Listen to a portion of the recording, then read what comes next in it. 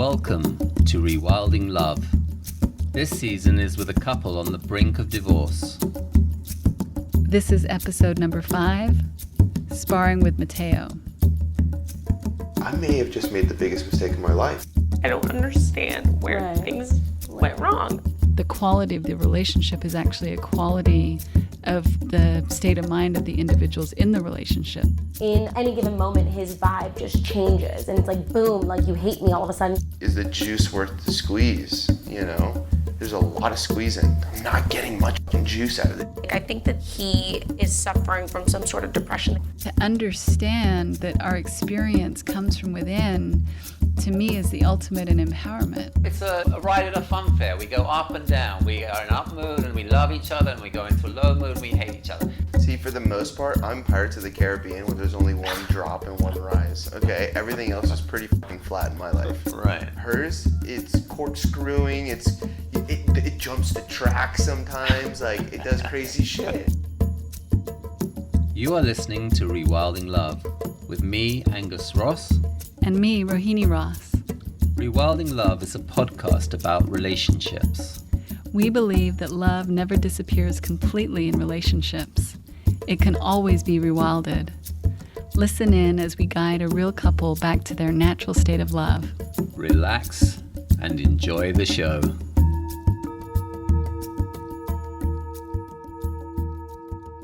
Angus, when I listened back to your session with Mateo, it sounds like he really gave you a pretty good run for your money, and you had to really stay on your toes with him. Yes, you could say that. He was very resistant to me trying to share this idea with him that Alicia can in no way affect his sense of well-being, and that's all on his shoulders. And that's where he felt compelled to hold this very strong defensive line. So I had to look for all kinds of creative ways to penetrate that defensive line, and I don't know if I did it ultimately, but that was definitely the line that I was looking for. And kudos to him for meeting me every step of the way in that respect. Well, we'll get to hear all of your creative ways that you tried to get your point across, but we can start out with just hearing him share a little bit about that bombshell that really got things moving in terms of them deciding to work on the relationship. Sounds like a good idea to me.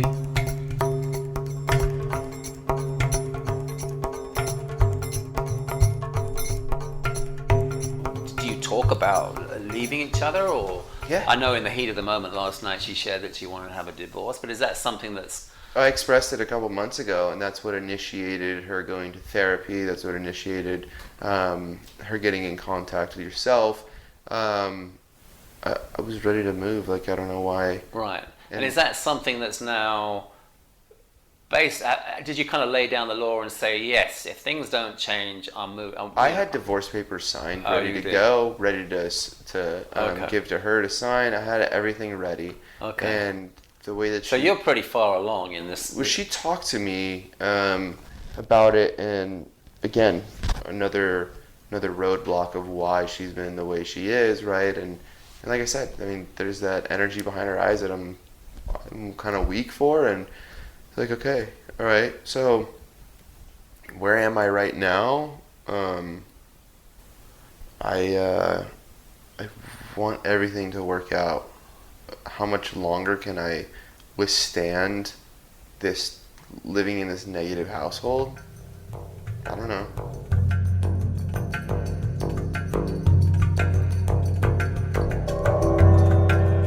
Well, the good news is that he does want the relationship to work, but you can tell just in the way that he says that there's conditions on that, and he wants the relationship to work if she changes.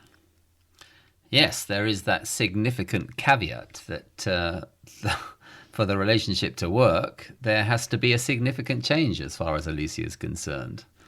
And we all know how well that goes when one person in the relationship wants the other person to be different. Oh, are you a present company included in that?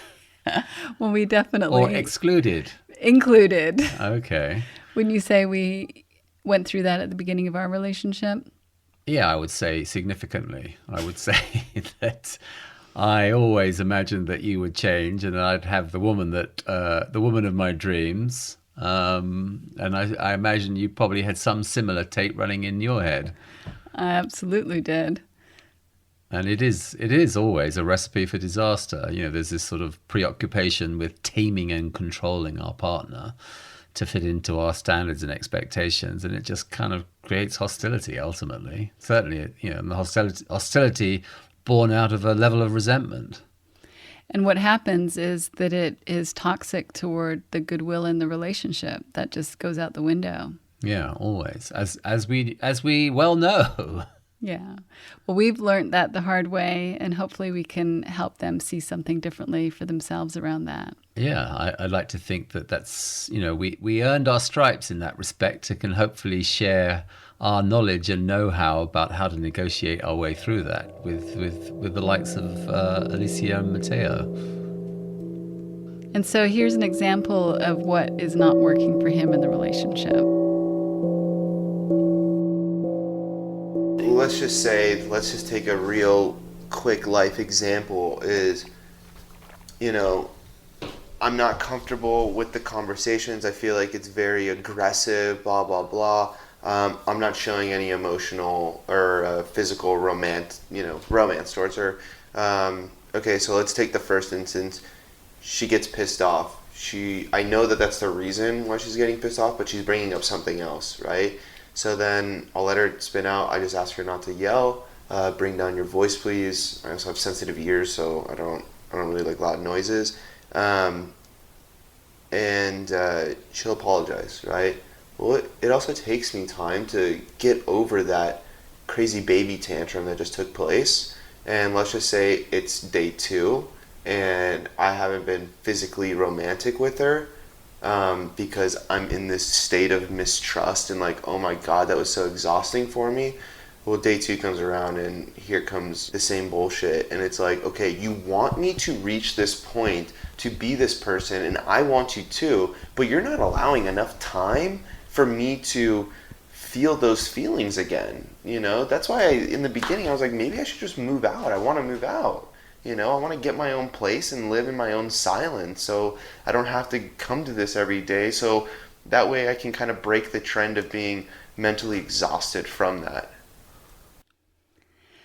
Well, Mateo is sharing his tale of woe with you, and my guess is that he feels pretty strongly that he's got good evidence to substantiate his claims as to why he feels the way he does and how that makes sense in terms of why his behavior the way that it is currently.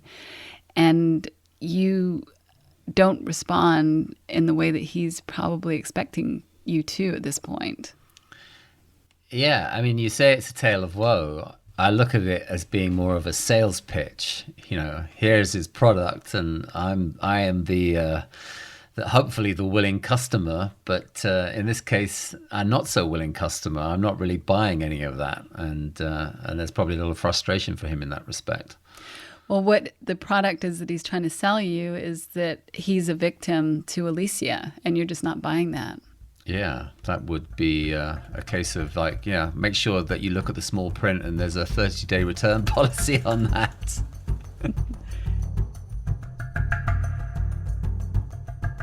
So we'll hear what you share with him next, but I'm guessing that he was perhaps a little surprised. Yeah, I think he was. All I'm going to do really over the next few days is just continuously point you in this direction of seeing things, at some point seeing things differently, seeing that there's nothing that she can do in her behavior, in terms of the words that she's sharing with you, that really affects your state of mind. You affect your own state of mind. You're feeling your own thinking. And there is an insight wrapped up in that that's very liberating. And it goes against the grain of pretty much all of our programming. And it gets harder and harder as we get older and older, because those neural pathways just get stronger and stronger over years. And particularly in the course of a relationship, you've had X amount of time together. How many years have you been together? 7. So 7 years of creating very strong narratives around, what were probably once old standards and expectations that are not being fulfilled, or new behaviors that are unacceptable, that have morphed into something else. That's all in the intellect, but that's not in the moment. The moment will be now is, I guess, the real hope, I would think. The hope that I would have for you is that you would keep an open mind and an open heart in the face of what I'm sharing with you and what's being shared with her, and seeing things through that lens. With this, if this is new information for you, on whatever level this is registering with you, if you can see things unfold differently. I would love for them to. And I feel like I am approaching the days with optimism. Just sometimes, you know what? I don't need physical contact right now because last night you were nuts, all right? But I'm still open-minded. We can have chat. It's all good. My slate isn't wiped clean. I trust you today like I trusted you yesterday. No big deal. But right now, this is my personal space and I want this. So I do approach it with an open mind. It's just the level of the rate at which I, open myself up 100% is not being received well by my counterpart. I'm imagining that this might be hard for him to hear at this point, and I guess it would probably be quite hard for many people to hear, so it would be good for us to take some time to really clarify what you mean by what you're saying. I would say a wholehearted yes, because I think that clarification is often, in my experience, falls on deaf ears. So I think we're probably going to be saying this more than once. I'm going to be looking for all sorts of creative ways, like I was with Mateo, to convey this message. Yes, absolutely. Because this is a pivotal message in this understanding, and it's hard for people to understand. Yeah, this is key. So what you're saying to him is that he is not experiencing Alicia's behavior directly, that there's her behavior, then there's his thinking about her behavior, and what he's really experiencing is the thinking that he's identifying with. So far, so good. But in his mind, that thinking is invisible to him, so it really looks to him like he is experiencing her directly and that she is the cause for his suffering. Always. In his mind. In his mind. And so what you're trying to help him to see is that that's not possible, because that's not how it works. That every single one of us experiences life via our thinking. And that's what we identify with, and that's what creates our internal experience. And one of the most profound examples of what's possible for humans around this, I think, is the example of Viktor Frankl, who was a psychiatrist who was a prisoner in one of the concentration camps in the Second World War. And in that experience, he was able to be in the feeling of love and compassion, not just for himself, not just for the fellow prisoners that he was with, but that even extended to the guards. And that circumstance of being in a concentration camp did not determine his internal experience.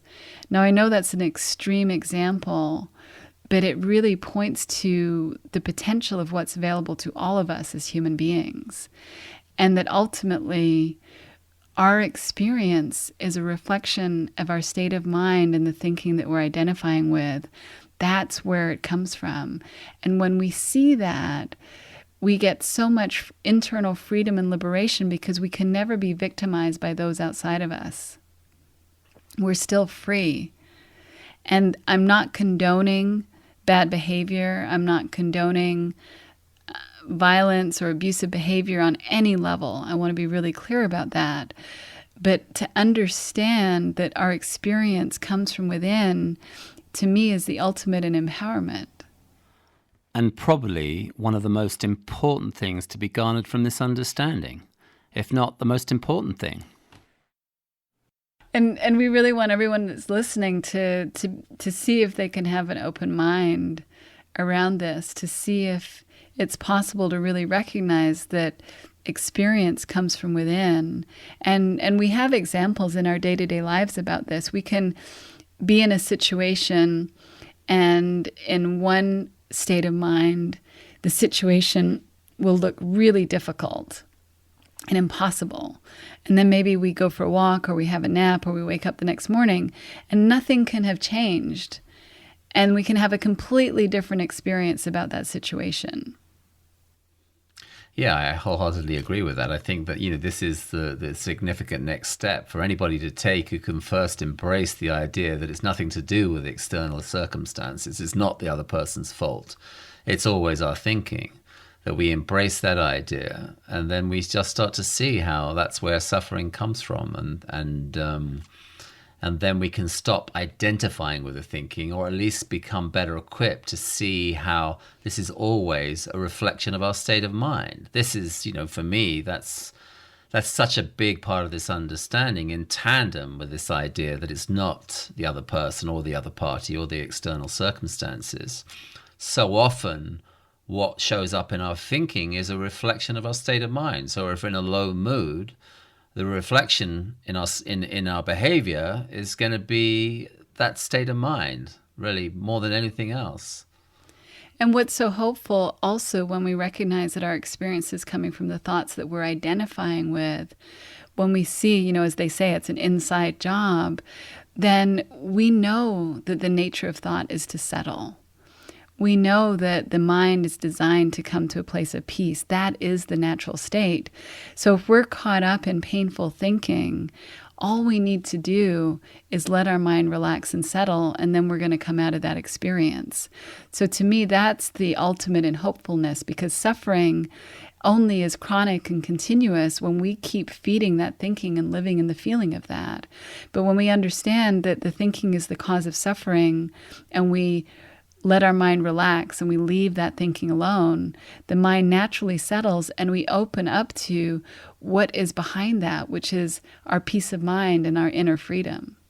Yeah, beautifully said. And without understanding, what we're left with is painful thinking begets more painful thinking. It just creates a vicious spiral that, takes us down a rabbit hole of pure dismay and discontent. And it has us look in the wrong direction in the way that Mateo's doing. He's believing that his suffering is coming from outside of himself, rather than seeing that the way he's engaging with his thoughts is actually where his suffering is coming from. And so because it looks like it's coming from Alicia, he's putting all his energy into trying to figure out how to change her, how to control her, how to tame her, how to run away from her. He's putting all his energy into that direction, which has nothing to do with his suffering. Yeah, and just continually throwing more oxygen at that fire. Well, Mateo's not buying it, so we'll hear from him next.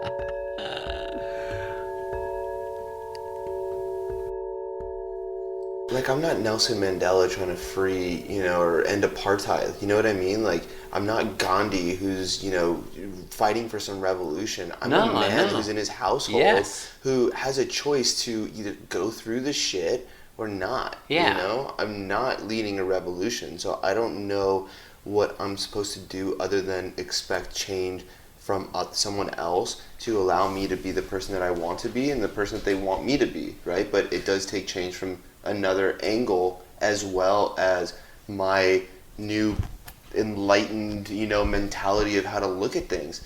I don't think that's what's clouded.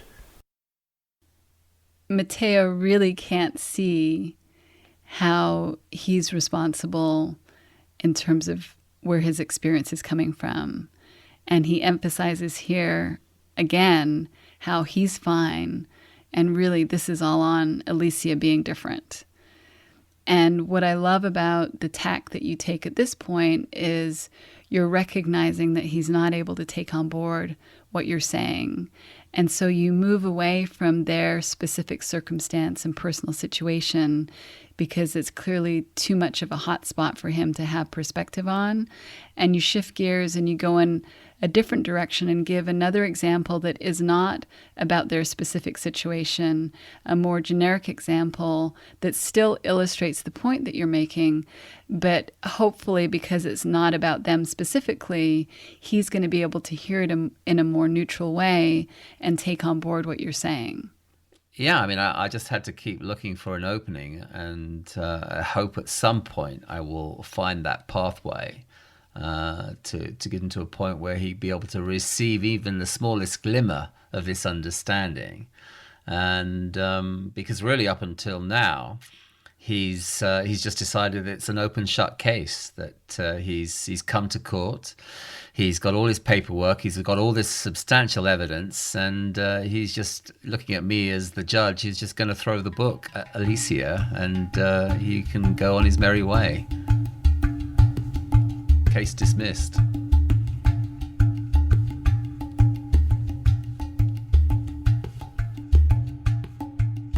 Actually, let's approach this another way. So in the corporate world, what we do with this understanding, we talk about becoming discouragement proof. So in a corporate environment, or actually let's look at it in a sales environment, a salesman has to constantly expose themselves to ridicule and criticism, let's say, or that's maybe a fear that they have. Mm-hmm. With this understanding, taking on this idea that I cause my own suffering, they're not responsible for how I'm feeling inside. Someone on the end of a cold call can say what they want, but that's if I run with that, that's me creating that issue. So that's how we define it in terms of being discouragement proof. And in the same way in a relationship, that's what we're pointing to. It's becoming discouragement proof. Mm-hmm. It's not taking anything that they bring to the table, and usually it's what they bring to the table in a low mood and they're all sped up and they say things that could be perceived as hurtful. We start to see, they're just sped up, they're out of balance. I don't need to take that shit personally because that's nothing to do with me. But if I take that on board and I take that personally, and then my neural pathways begin to develop, I begin to create this great big story and the physiology that can come with that story. Yeah. That's doing ourselves a total disservice. You guys should really put a hidden camera and watch us interact. I used to say the same thing. I said, if this was a court of law and we had a hidden camera, the jury would be convicting you, not me. I have this quite vivid memory of you saying exactly the same thing to me in the apartment in West Hollywood. I'm sure you said it more times than that one time, but that's the memory that really jumps into my mind. Do you remember that? Yes, I did. Yes, I do. For before the age of reality TV, I must have had some sort of premonition that may be coming. But I feel like, yes, if we had a camera covering all of our interactions, that I would have been seen as the party that was really following, what I would perceive as the more appropriate moral compass, or the moral high ground, at least, anyway. So you must be able to quite relate to Mateo. Well, I could understand the mindset. I don't know if I relate to him in these terms, but I do understand it. And I do too. And what strikes me about that kind of comment is that there's an attachment to that level of righteousness. And whenever any of us get into that position where we believe that we are right and the other person is wrong, we automatically have a closed mind and we lose touch of the big picture. We're not able to have empathy and really understand where the other person is coming from because of that righteousness. Yeah, well, I would say that if I was to relate this to myself now, I feel like moving through life, I'm starting to notice that if I'm in judgment, that judgment is kind of like my check engine light, that I'm already, my state of mind has probably gone south, and I probably shouldn't be trusting anything that's coming out of my mouth, because it's being fueled by thinking that's being really dictated to by my state of mind. So if I can become more adept at seeing that, then that's where I feel like life starts to look a whole lot better. But yes, there is this position of righteousness that Mateo has adopted, but it's coming from a place of judgment. And so then one has to ask oneself, is what's going on with your state of mind, brother? Well, I think a really good rule of thumb for all of us is that as soon as we are in the feeling of judgment, which goes along with righteousness, that we know we can't trust our state of mind at that point. It's gone south. Yeah, I would concur wholeheartedly. Well, you're discouragement proof, and you take one more foray into seeing if he can recognize he's not a victim to her behavior. And you even at this point start trying to throw in some personal examples of what worked for us. Yes, this was my Robert the Bruce moment. Do you know the story of Robert the Bruce? I do know the story because you've told me, but others might not. Oh, well, Robert the Bruce was a Scottish king who, once defeated on the field of battle by the English Sassenachs, found himself or sought refuge in a cave, and he watched this spider make this web again and again and again, because every time the spider finished this very intricate web, the wind would blow and he'd have to start from scratch. He or she, I don't know, didn't really go into gender. But the spider would start from scratch, and Robert the Bruce took his inspiration from there and continued on, and finally defeated the English. And so you are rebuilding your web? Yeah, so if at first you don't succeed, you keep trying and trying and trying again. But the things that she says to you when she's out of balance, she's just running her story. She's just running a million stories that have been programmed into her head, probably by her family, her peers, by whatever. Reality TV. TV, whatever's coming forward. It's like she's refracting that in her own inimitable way. Yeah, I believe so. But that's, if she's coming at you when she's out of balance, and she's, her story, the intellect is always going to throw up all that stuff. It's going to throw up all that shit always, because it's the intellect. That's what it does. The intellect is trying to figure this whole dynamic out. It's in fight or flight, and it's trying to figure things out. We used to joke around this idea that, so I don't know if you're familiar with the idea of the lizard brain. Have you heard of that? I mean, I'm not a neuroscientist and I don't know much about neuroscience, but there's a part of the brain, scientists have nicknamed it the lizard brain, and it's the oldest part of the brain. It's the part of the brain which governs flight or flight. And that's basically the most well-developed part of a lizard's brain is fight or flight. So they only really know flight or flight. Mm-hmm. Let's say, flight or fight, and well, let's fornicate. That's the life of a lizard. So, but we have that in our head, and so we get into an experience where we feel fear, and it's like, what are we going to do with this? And then the intellect wants to get on board and figure things out. So there's almost like it's like the two are kind of in cahoots with one another. So we always used to joke that I would behave like, be like this gecko turning into Godzilla. And I'd be like out of balance, and Rohini would do this sort of thing with her mouth, like a lizard, like sticking its tongue out. And usually it would I would see the funny side, and it would kind of break the pattern. But it's kind of, for me, it's really interesting to look at that and look at how we just tell ourselves these stories. We just we have our flight or flight mechanism. Mm-hmm. We have our intellect that's trying to make sense of it all.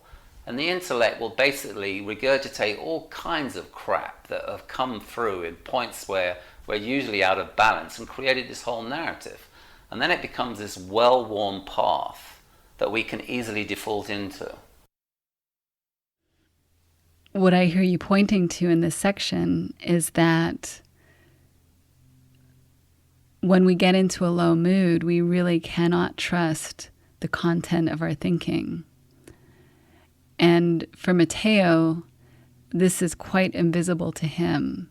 He doesn't seem to have any understanding of how his mood changes and how his thinking gets distorted when his mood drops. It seems that he really feels that he's just completely rational and logical all the time. But in this next section, you try and attempt at addressing this through using a ride metaphor. Yeah, I mean, I think you're absolutely right. I think that really Mateo, it's becoming very self-evident that his mood is something that really is a blind spot for him. And I think that's why I've been really harping on about how our thought is always a reflection of our state of mind. And perhaps I got a little lost in the neuroscience piece, which is, I think, totally above my pay grade.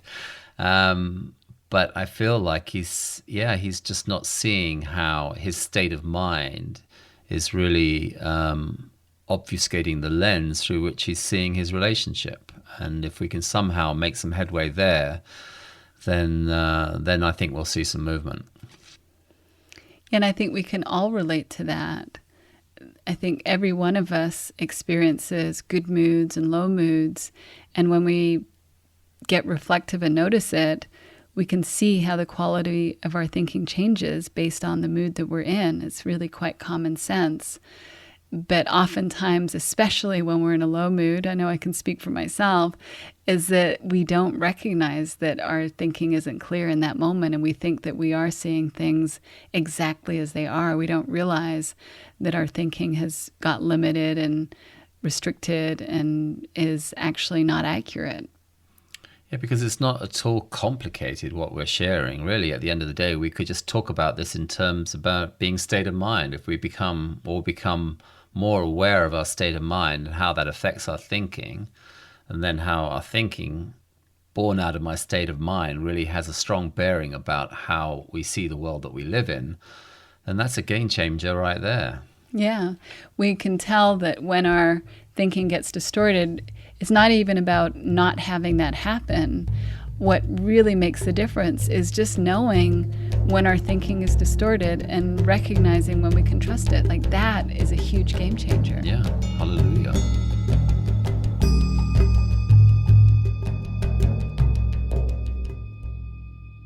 It's a ride at a fun fair. We go up and down. We are in up mood and we love each other, and we go into a low mood and we hate each other. In that low mood, we can come up with all kinds of shit. You can be an arsehole in that low mood, but you're not an arsehole when the relationship's up here. See, for the most part, I'm Pirates of the Caribbean, where there's only one drop and one rise. Okay, everything else is pretty fucking flat in my life. Right. Hers, it's corkscrewing. It jumps the track sometimes. Like, it does crazy shit, and I'm sitting there and just taking this beating. You know, whether it's word vomit against something else. Yeah, but you can't see it. I guess where I want to go is you can't see it as you taking a beating, because if you take dominion over your feelings, you're actually the one with a superpower. She can't touch you. She can't. There's nothing that she can say that can touch you, because you're seeing that she's gone into her bullshit. If the other party is able to hold a neutral space and not putting their defenses up, which could look like I'm like cocooning myself in my secret zone where you can't touch me, and that's my defense system, and they're registering that. If you can actually be neutral and saying, yeah, I can see you're kind of fucked up at the moment. Yeah. But I'm not. It's not going to affect me. You're just like, whatever tangent you're going on, and that's nothing to do with me. Wow, I was getting on my high horse a little back there. Maybe it had too much caffeine. I don't know. Touch of over-exuberance in trying to drum home my point, maybe. Well, something that stands out to me is that in the way that you were framing it, it was somewhat aligned with his already quite strong idea that it's like, hey, baby, it's your issue. It's nothing to do with me. Yeah, you do listen back to that, and I definitely got a sense that he felt as though I may be rallying to his cause, but that was not the direction that I was going in. I was just trying to maybe use too strong a language to sort of suggest that when someone, when their state of mind goes south and they kind of lose the plot, that they've kind of gone a little bit crazy. But maybe in the terms in which I articulated that, he may have well thought that I was suggesting, yes, that Alicia is crazy, and that you are the one that is in a state of continual equanimity. When all I was just trying to do was just illustrate the point that, this person has got caught up, and that you don't have to take that personally, and ideally you'd probably have some compassion for the fact that that's where their mindset had gone. Yeah, I think that's the important part for me, that when we genuinely can see that somebody's behavior when they're angry, when they're upset, that that's a reflection of them suffering, and we aren't taking it personally, we tend to feel some compassion and empathy in that situation. And again, I want to emphasize the importance of us not condoning acting out behavior. So we're not saying that it's okay if somebody's acting out in an angry or aggressive way and that we are condoning that. But we are saying that the more, if we're on the receiving end of that, we can see that that's got nothing to do with us, and that's a reflection of that person's state of mind, the more clarity we will have, the more empowered we will feel to be able to take action that is going to be self-honoring and to make healthy choices for ourselves. So we're absolutely not saying you have to stay there and receive whatever the anger is, but it's in that clarity of knowing that it's not personal, that it's about their state of mind, that then you can take the action that is in your best interest in that moment, and ultimately probably for the highest good of everybody. Yeah, because when we find a way to move to that higher ground, which hopefully, that's what I was trying to suggest to Mateo, is that you will be able to identify the suffering that your partner is experiencing, and you won't, view this situation as you behaving like, feeling like you're being a doormat. You're seeing their suffering, and you can at the very least have a sense of neutrality about that situation, and at the very best have this experience of compassion, that knowing that what they're going through is really born out of suffering. It's as simple as that. And that they don't need to take it personally. He doesn't need to take it personally, but we haven't got there yet. No, but you do give it another shot. All right, I do. I'm not going down without a fight.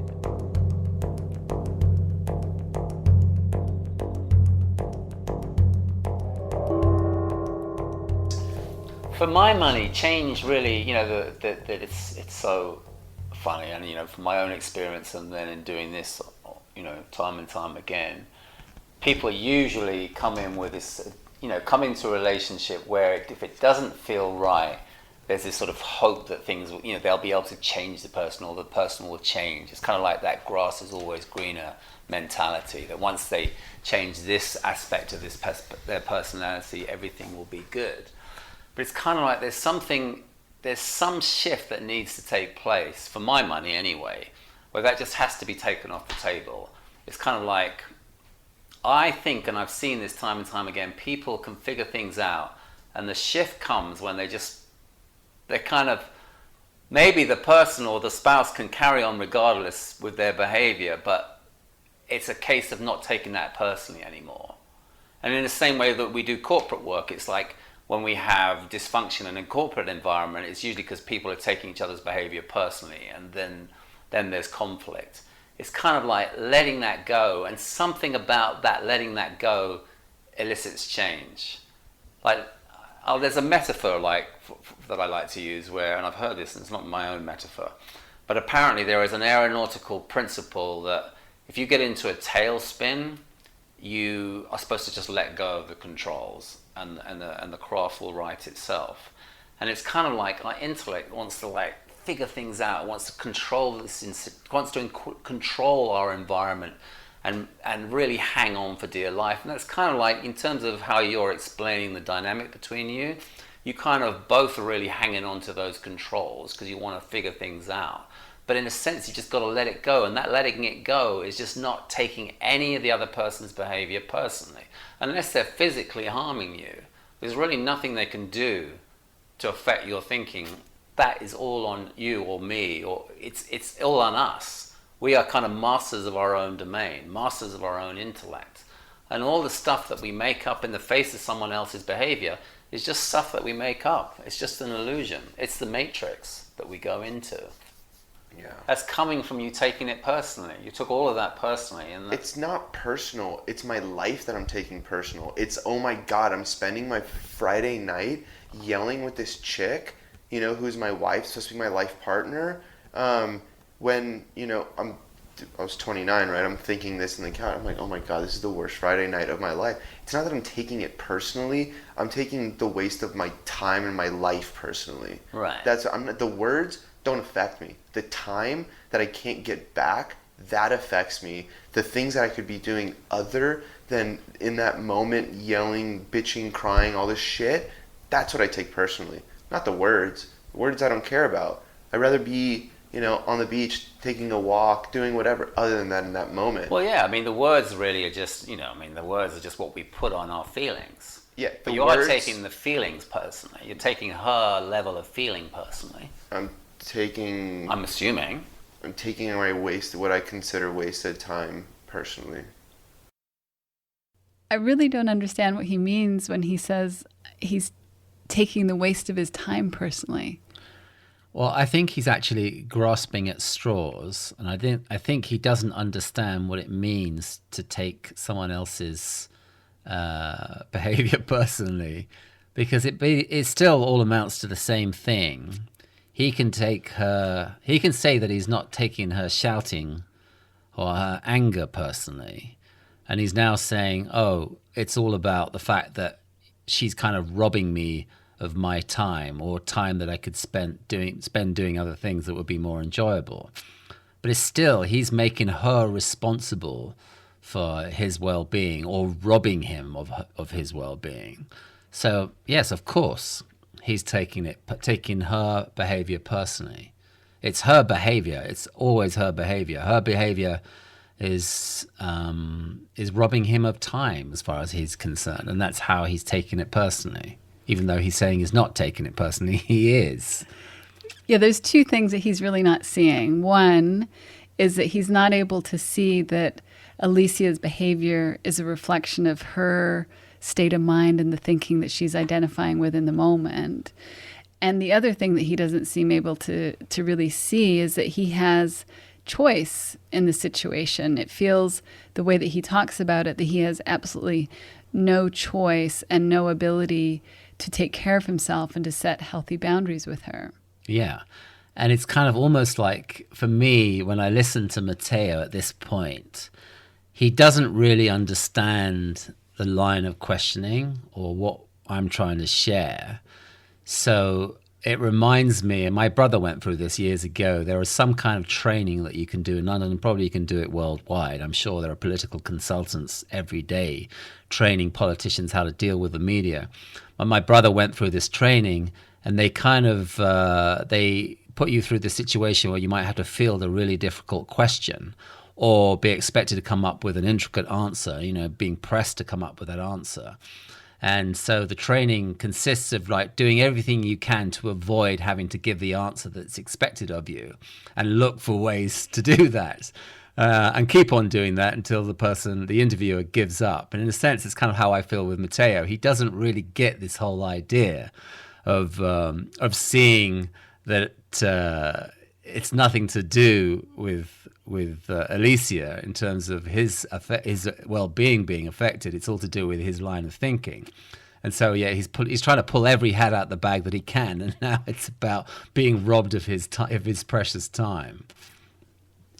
It reminds me of how you felt completely victimized by Nico, our puppy, when we got him. Do you remember that? Yes, I do. And that you weren't able to see that there was any possibility that you could have well-being with this dog, with the way that he was behaving. Yeah, I was convinced that I was going to be 100% robbed of all future well-being, vis-a-vis getting a good night's sleep, having a moment to relax. It seemed like his unrelenting persona would be a real thorn in my side.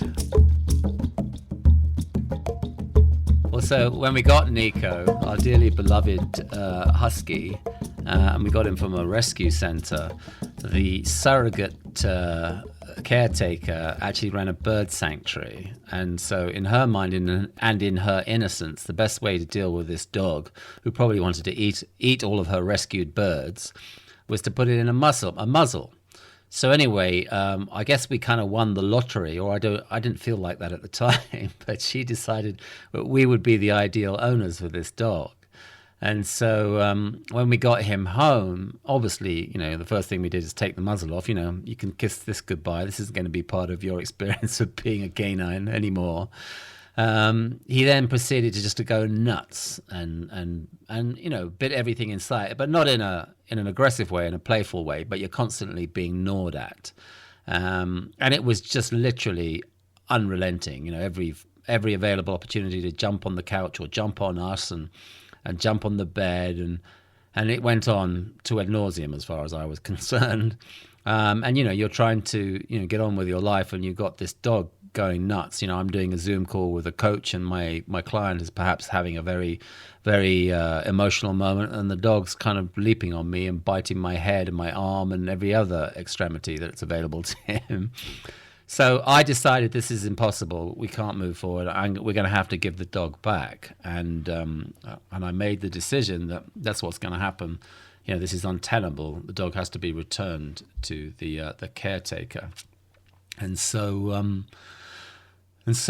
I started making noises to that effect. And I managed to get my wife and my youngest daughter on board. And then I actually managed to get the rescue center on board, although they did actually present me with this caveat before that I made that final decision.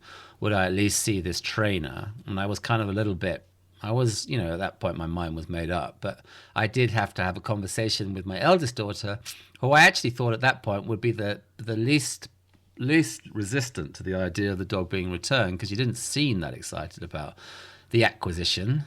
I think probably because as it turns out, she wanted a very small puppy, not a dog that was 4 months old. But anyway, I thought I wasn't going to have a problem here.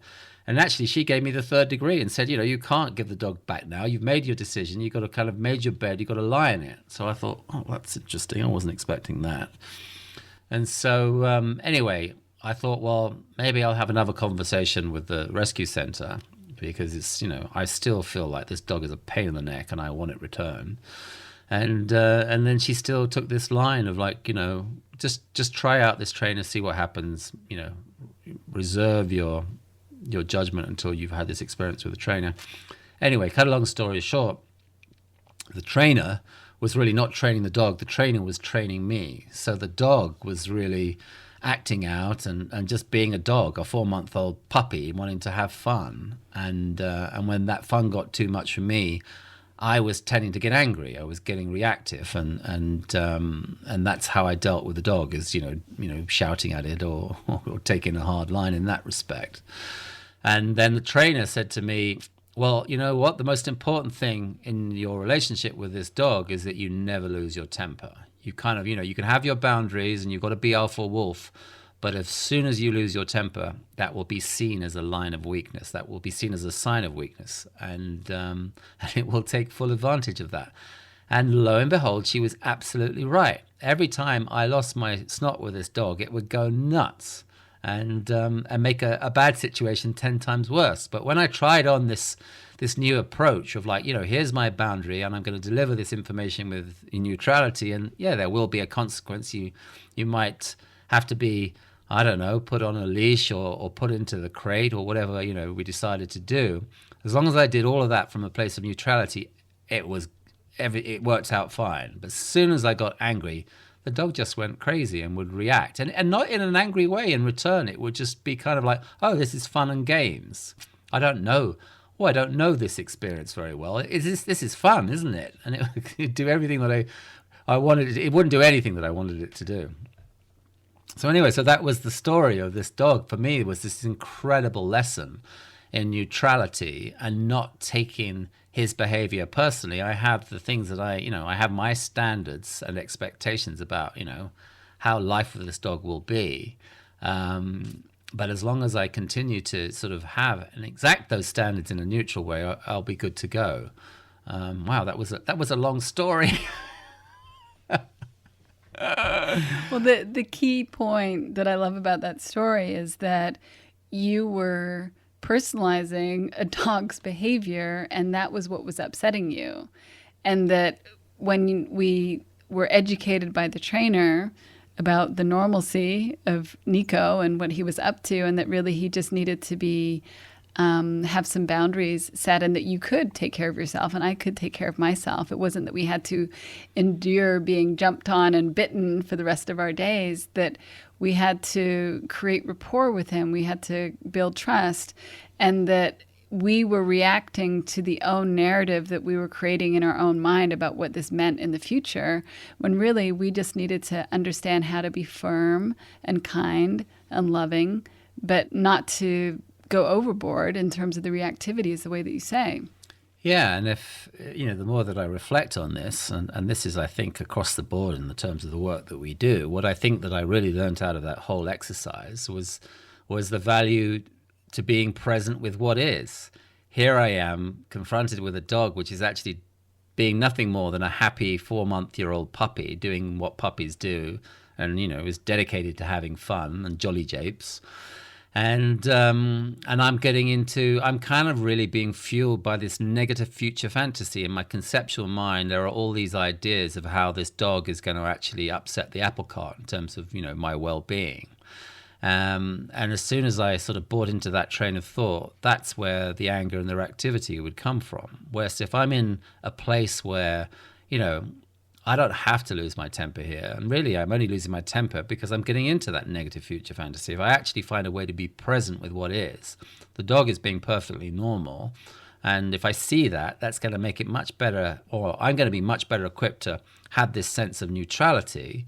And from that place, there's no reactivity. There's really, in an ideal world, there's actually some compassion. Here's this poor dog who's had to live its first few months of life with a muzzle on, and of course it's gonna it's like freedom, let's go crazy.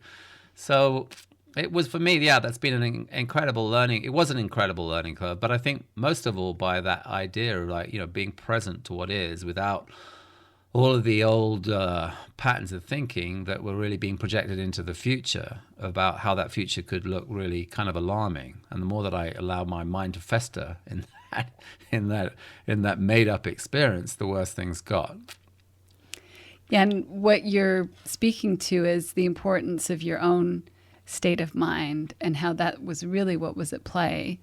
It wasn't really Nico's fault that you were basically feeling like a victim, not because of the dog, but because of how you were relating to your own thoughts in the moment. Yeah, I was a complete victim to my own negative future fantasy. It was nothing to do with Nico. All of my feelings and reactivity in that moment were based on something that actually hadn't happened. And as it turns out, it didn't happen. Yeah, he's a lovely dog. He's a lovely boy, and I adore him. And oh my goodness, thank goodness I didn't take him back to the shelter. Yeah, I'm very grateful.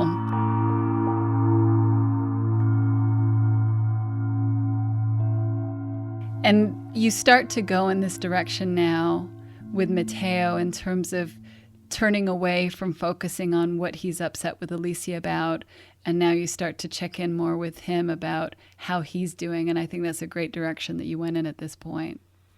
Yeah, absolutely. I kind of, upon reflection, I would have ideally liked to talk more about seeing her psychological innocence. I don't know if that would have given me more leverage in the moment, and I did harp on about him taking her behavior personally, but it would have been, I don't know, who knows if he would have been able to hear that. But I felt if I had really pointed more to her psychological innocence in the way that, you can see that when she's caught up, and I use terms like her going crazy, maybe there would have been a more palatable way to address that in a sense. And really, for him to see her suffering, to see that she's got caught up for whatever reason she's caught up. And that's a way that she's suffering with her thinking. And I feel like if I'd gone more in that direction, or maybe even used that language, who knows, that might have been easier for him to hear. But he was definitely finding it really hard to sort of adopt this idea that, I'm taking her behavior personally. Like, I think, I don't know. It's like, in his mind, it's like, what does that even mean? And that's why I'm getting the sort of the politician's response. Yeah, and that's why I think it's great that you took a different tack here and started to really check in with him about himself. Yeah, okay, well, let's see what happens.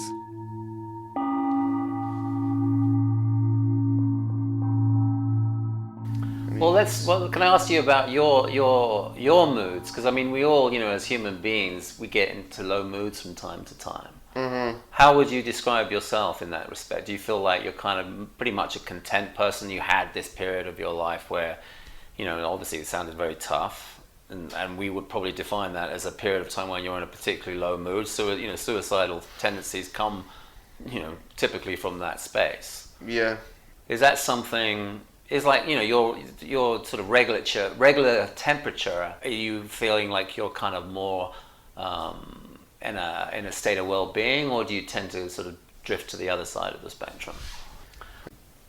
I feel like I'm a happy person. I'm really driven and really enjoy my work. I think most people would say that I'm happy, but I am in my mind a lot. I'm a thinker. That's what I do. I really sit, I observe, and I play out scenarios and how I can, I don't know how to explain it. Like, I can see everything. So I listened to that, and I think it may be important at this point to say that I decided to bring up the suicidal ideation that he was experiencing at one point in his life that hasn't really cropped up in any of the other recordings. It was something that I was aware of, but I felt like it was important to maybe look at the role that mood plays. So if he has a tendency to sort of get into a low mood, and I kind of get a sense that he does, then it's really important to address the fact that his low state of mind will surely have an effect on the optics through which he's seeing the relationship. So I want him to really, I guess I'm trying to sort of press home a point that it would be very worthwhile considering that. How, whether he's able to receive that information, we'll see. But that was something that I wanted to, that's something I know I set out to do here. Because, state of mind will always have an effect on the way that we see the world that we live in. And we want everybody to recognize that. That's not just true in this relationship. Whenever anybody is in a low mood, that's going to impact how they see their life. It's going to impact how they see every aspect of their life. And when we're in a low mood, we really can't trust our thinking when we're in that state of mind. Yeah, not one bit.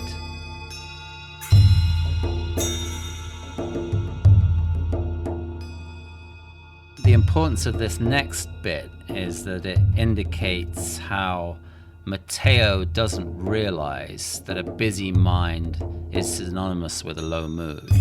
So obviously he admits to being an overthinker, but he doesn't see how a low mood and having a busy mind are kind of one and the same. I would agree, and that he actually thinks all of the overthinking is a really good thing, rather than recognizing that he's actually not able to have a clear mind when he's got a busy mind. And I can see that you're a deep thinker, and there are some disadvantages around that. So I understand an active brain. The active mind is just basically trying to figure things out, creating stories, storing away data, and we tend to sort of forget, which side our bread is buttered, which is it's like the intelligence behind life working through us, giving us new information, new fresh thinking. That's the sweet spot. But we get so reliant on what we've stored away up here as the way to move forward that we're kind of missing the point. We have our intellects and they're really powerful, but it's kind of like they can also lead us into trouble as well. They lead us into anxiety, they lead us into suffering. I mean, thinking about all the turmoil that we've had, absolutely probably not a good exercise for myself and for the well-being of our relationship. Yeah, absolutely. Well, that's a ray of sunshine right there. Hopefully, I mean, I hope I can feel cautiously optimistic that he's seen something here. But maybe, who knows? The fact that he's now starting to acknowledge that maybe the fact that he's ruminating on the relationship in the way that he has is not really going to be of service to him or her moving forward. And I would say there are some more rays of sunshine coming in the next segment where he does take some responsibility. But I want to be sure that you're taking accountability for how you show up and what you see. Absolutely. I know I've been a piece of shit to her. I know that I've been this absentee husband. I know that. But something brought me to that. I wasn't born without compassion. On the contrary, I have a lot of love to give. I just don't feel like either it's the right opportunity to give that love because I'm not okay, or I can't give the love because I'm not okay. That does suck. I see that. Trust me, because it hurts me not being able to, come home and just, smacking a fat kiss on my wife and putting my arm around her on the couch, like, how you doing, right? Like, that's what I want to do. But I don't get the chance to do that in my household. Right. It's not like, hey, how you doing? You know what? I'm doing great. I saw this flower today, and I was just wondering, like, what kind of plants do you think they have on other planets? Like, what do you think? Like, it's nothing like that. It's always some serious fucking dark shit she's going through. Well, it is nice to hear him taking some accountability for his behavior, but he is doing it with the caveat that it's because of her behavior that he's being the way he is. Yeah, I think he's kind of cleverly putting a mask over his victim mindset, which to me is very apparent. And we're not out of the woods yet. You may even be deep in the forest, but we'll see. Somewhat early days, but we'll see how we move forward. And you are persistent. You got it one more time. I am certainly tenacious. You're telling me that her behavior is causing you to suffer, but I'm really going to continue in this vein. That only you create your own suffering. Mm-hmm. And we all have our blind spots. It's, when we're introduced to this understanding, it's like, yeah, this understanding, I get it, it makes sense. But if it wasn't for this one area, that's where, it doesn't hold any water. So you're kind of like righteously sticking to your guns on this one, but I'm going to keep going in this direction because I think there's definitely, even if, I would like to think things have changed, but even if they don't, that this is valuable information because it is kind of a superpower. In the same way, in the corporate understanding, we show them how they can be discouragement proof. And they don't get affected by what other people say or how they behave or act. And in that settled state, they get new ideas, fresh thinking, new ways to move forward.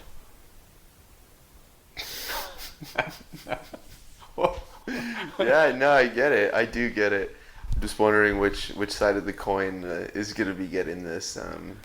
Well, I think deep understanding, I think the cool thing is that it's kind of that, and again, the platitude, all boats rise with the tide, is that as soon as someone kind of like gets it, the other person kind of follows suit. Or, what happens is someone gets it, there's a shift that actually, there's some healing that comes in the shift with just one person getting it, that things start to feel better. Mm-hmm. So you actually could just kick back and do nothing. We could just talk about sports or something for the next 2 days. And she has a shift, and we'll be good to go.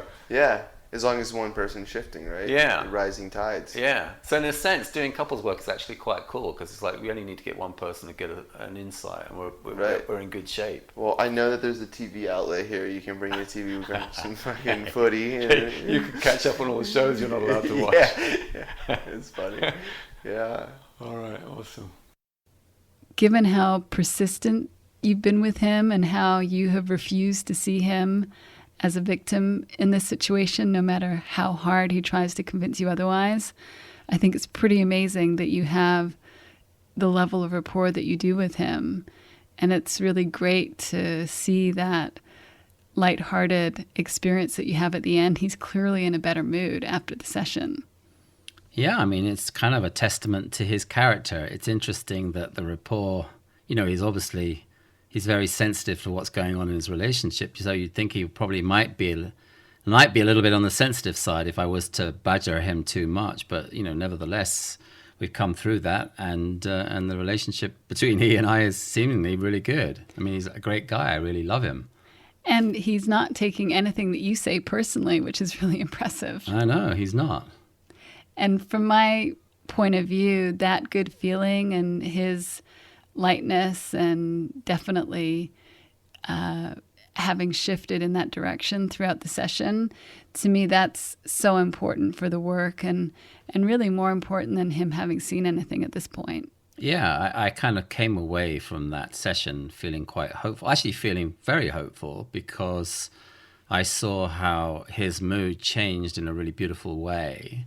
And you know, if really from that vantage point, I hope that he'll start to see how the relationship takes on an altogether different complexion from those good feelings. And so next week, we'll hear how my session goes with Alicia. Sounds good.